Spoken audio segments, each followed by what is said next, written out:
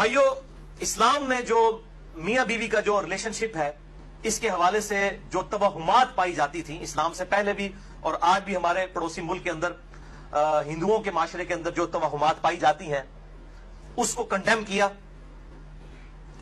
اور سورۃ البقرہ کی آیت نمبر 223 اس حوالے سے بڑی اہم ہے. اعوذ باللہ من الشیطان الرجیم، بسم اللہ الرحمن الرحیم. نساؤکم حرث لکم، تمہاری بیویاں تمہاری کھیتیاں ہیں.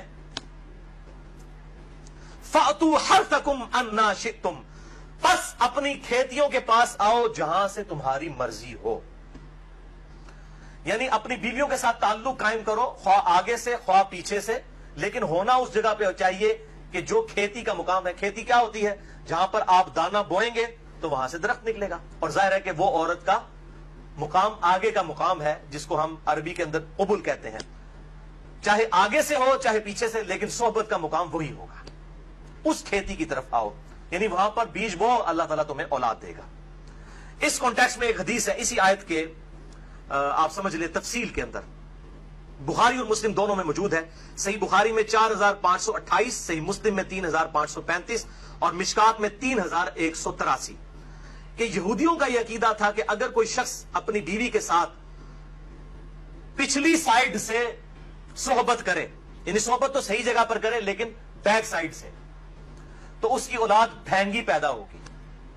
تو اسلام نے اس کو کنڈیم کرتے ہوئے یہ آیت نازل فرمائی. اللہ تعالیٰ نے نساؤکم حرث لکم فأتوا حرثکم انا شئتم، تمہاری بیویاں تمہاری کھیتیاں ہیں، چاہے آگے سے آؤ چاہے پیچھے سے آؤ، لیکن مقام جو ہے وہی قبول ہوگا.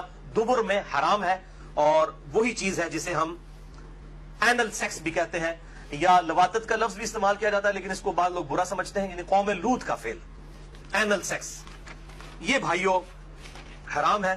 اب میں اس پہ بھی تھوڑی گفتگو کروں گا. یہ میں جتنی باتیں کر رہا ہوں، میرے سے جو لوگ واقف ہیں شروع سے ان کو پتا ہے کہ میں اپنی طبیعت پہ جبر کر کے یہ ساری باتیں ریکارڈ کروا رہا ہوں. یعنی میری عام گفتگو اس طریقے سے نہیں ہوتی کسی کے ساتھ، لیکن اب یہ مسئلہ ہے کہ یہ چیزیں ریکارڈنگ میں آئیں تاکہ ہمارے نوجوانوں تک حق بات پہنچے. بھائیوں، بیویوں کے ساتھ مکمل طور پر جنسی تعلق، سیکچول ریلیشن شپ، اس کی اجازت ہے سوائے قوم لوط کے عمل کے، جسے اینل سیکس کہتے ہیں، یعنی دوبر کے اندر صحبت کرنا. اس حوالے سے بڑی وعیدیں آئی ہیں. نکاح نہیں ٹوٹے گا. یہ جو پبلک کے اندر مشہور ہے نا کہ نکاح ٹوٹ جاتا ہے، نکاح نہیں ٹوٹے گا. حرام فعل ہے.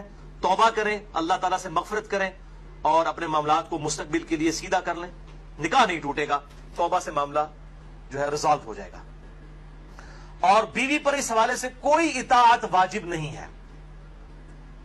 اب اکثر لوگ جو ہے وہ رابطہ کرتے ہیں اس حوالے سے، مطلب کئی عورتیں ہیں ان کی مائیں رابطہ مجھ سے کر لیتی ہیں فون کے اوپر کہ جی اس طریقے سے لوگ جو ہیں وہ مطلب مجبور کرتے ہیں ہماری بیٹیوں کو اسی اینل سیکس کے اوپر، اور ہم طلاق لے لیں یا اس طرح کے معاملات، اور وہ پھر جھانسا دیتے ہیں جی کہ خاوند کی چونکہ اطاعت واجب ہے اس لیے جو ہے وہ بیویوں کو چاہیے کہ وہ حکم مانے.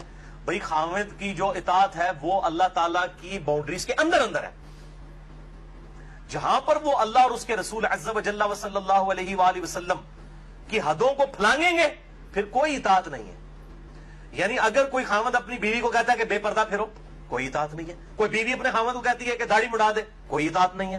یا کوئی خاوند کہتا ہے جی مجھے لمبے ناخن بڑے پسند ہیں تو میری بیوی لمبے ناخن رکھے. صحیح مسلم میں حدیث ہے کہ 40 دن تک کی آپ صلی اللہ علیہ وسلم نے حد مقرر فرمائی ہے، اس کے اندر ضرور ناخن کاٹ لینے. یہ بھی ذوالحجہ کے دن چل رہے ہیں اور یہ میرے ناخن بڑے ہوئے ہیں تو مجھے بڑی کوفت ہو رہی ہے. ظاہر ہے وہ اب ایک شریعت کو فالو کرنا ہے. قربانی کے بعد یہ مونچھیں میری کافی بڑھ گئی ہیں تو مجھے بڑی فیل ہو رہی ہیں، اور مجھے نہیں سمجھ آتی اتنے لمبے لمبے ناخن رکھنا، پھر انہی ہاتھوں کے ساتھ استنجا بھی کرنا ہوتا ہے، اور پھر پاکیزگی کا کس طریقے سے اہتمام ہو سکتا ہے، پھر انہی ہاتھوں کے ساتھ روٹی بھی کھانی ہوتی ہے. بڑا مشکل کام ہے، لیکن یہ فتنہ عام ہوا ہوا ہے. اور اسی طریقے سے یہ خواہ مخواہ جو ہے یہ آئی بروز کا چکر جی خامن کو خوش کرنے کے لیے کر رہے ہیں. بھائی خامن کو خوش کرنے کے لیے آپ نے شریعت کی حدیں تو نہیں توڑنی.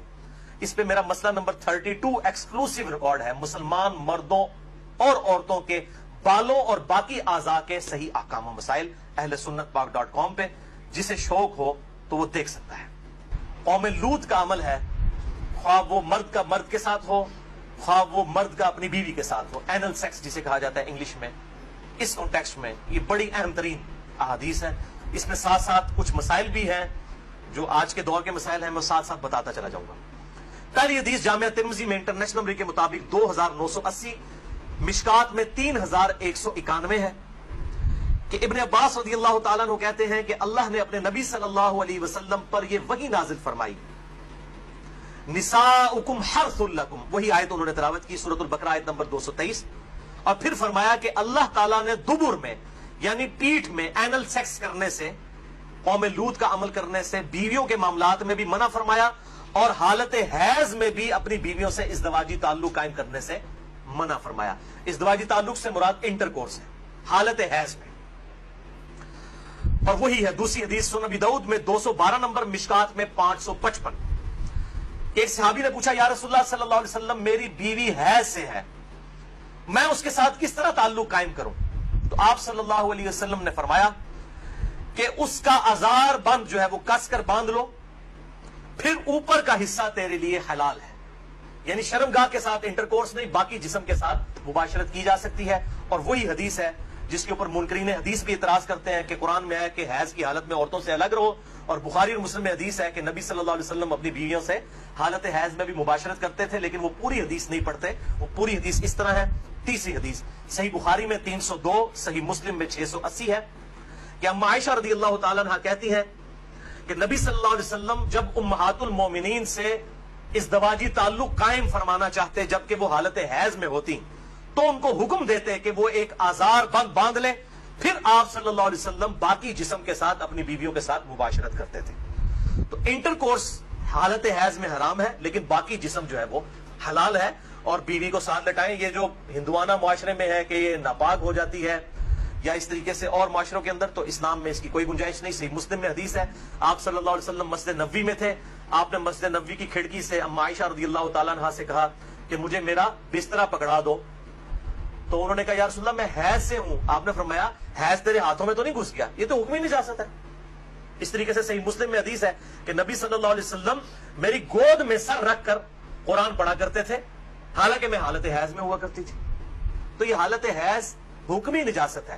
اس میں عورت آٹا بھی گوندھ سکتی ہے اور کھانا بھی پکا سکتی ہے، کوئی مسئلہ نہیں ہے. اسی طریقے سے اگر کسی پہ غسل فرض ہے تو بس اتنا ڈیلے نہ کرے کہ نماز قضا ہو، باقی وہ کوئی حقیقتاً تو پلید نہیں ہے، حکمی نجاست کے اعتبار سے. بخاری اور مسلم کی متفق علیہ حدیث ہے، حضرت ابو ہریرہ کہتے ہیں مجھ پہ غسل فرض تھا، نائٹ فال احتلام کی وجہ سے میں جا رہا تھا، آپ صلی اللہ علیہ وسلم راستے میں ملے اور آپ صلی اللہ علیہ وسلم مجھ سے گفتگو فرمانے لگے. میں چپکے سے کھسکا جا کے غسل کر کے واپس آیا. آپ نے فرمایا ابو ہریرہ کہاں گئے تھے؟ کہ یا رسول اللہ میں ناپاک تھا تو غسل کرنے گیا. آپ نے فرمایا مومن کبھی ناپاک نہیں ہوتا، یہ حکمی نجاست ہے، حقیقتاً تو نہیں. حکمی یہ ہے کہ شریعت کے پوائنٹ آف ویو سے نماز پڑھنے کے اعتبار سے انسان جو ہے وہ اس کے لیے غسل ضروری ہے. اب جس شخص کا وضو نہیں ہے وہ ناپاک تو نہیں ہے، لیکن نماز پڑھنے کے اعتبار سے ناپاک ہے، نماز کے لیے اسے وضو کرنا پڑے گا. اس کو کہتے ہیں حکمی نجاست. حقیقی نجاست الگ ہے، حکمی الگ. اس میں میں نے بڑی ڈیٹیل سے لیکچر دے دیا ہے. مسئلہ نمبر 42 عورتوں کے حیض و نفاس کے مسائل، وضو، غسل، استنجا، بڑی ڈیٹیل کے ساتھ تقریباً 2.25 گھنٹے کی گفتگو ہے اہل سنت پاک.com پہ.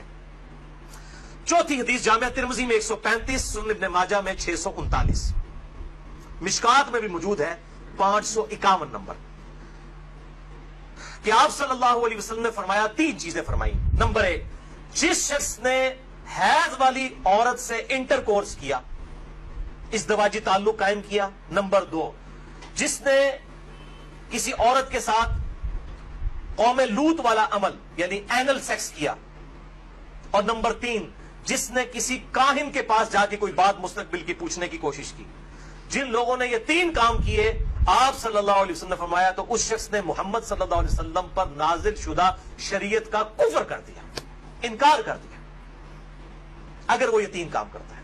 یہ کفر وہ والا نہیں ہے کفر کے اسلام سے نکل جائے گا، یہ کفر عربی والا ہے، یعنی انکار، گویا کہ اس نے شریعت کا پریکٹیکلی انکار کر دیا. بولے اعوذ باللہ تعالی.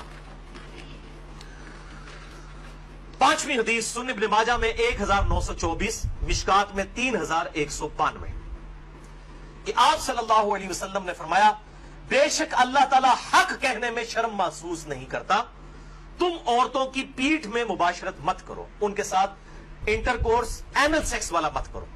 6ٹھی حدیث سنن ابی داؤد میں 2162 اور مشکات میں 3193 کہ آپ صلی اللہ علیہ وسلم نے فرمایا جو شخص اپنی بیوی کے ساتھ قوم لوط والا عمل کرے اللہ کے ہاں وہ ملعون ہے، اللہ کی لعنت